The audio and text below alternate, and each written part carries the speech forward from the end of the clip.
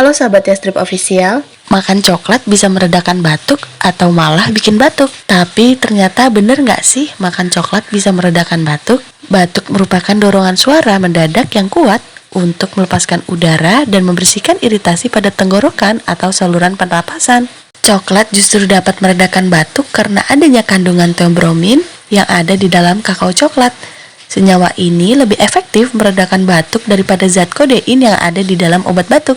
Tipsnya dianjurkan untuk memilih dark coklat daripada milk coklat karena kalorinya yang lebih rendah.